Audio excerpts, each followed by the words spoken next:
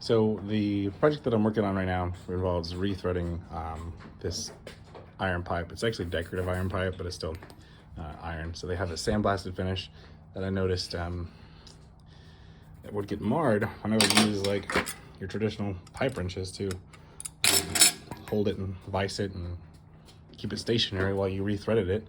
Because over here I have your pipe cutter, and I had to cut custom dimensions, even though this was pre-threaded pipe. I did have to end up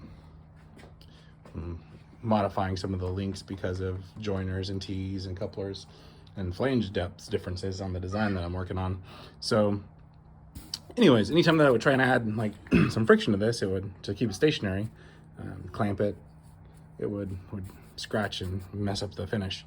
And so what I ended up figuring out was that you could just use a floor flange to keep it in there, and the rotation is counter to the screw here, so it screws in here when you thread it here. But what ended up happening was it would eat into the flange has a certain depth to it, and the threads would eventually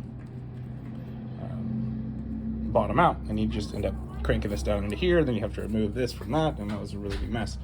So what I ended up figuring out is inside of here are some washers that change the mounting depth of the flange and the threading system, so it will never bottom out. I'll show you in just a minute.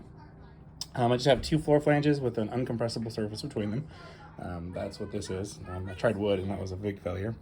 And so like, no matter what I do, I can't I'd have to get pliers to get that loose. But let's go ahead and finish with the last little, excuse my table saw, the last little screw here. The other one's already loosened up, so I got that relatively loose, and here we go.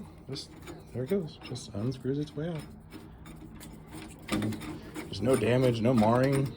It's exactly as it came. Nice finish, zero residual marks from it. And those are the additional washers that I told you I put in there to change the mounting depth. I hope you found this useful.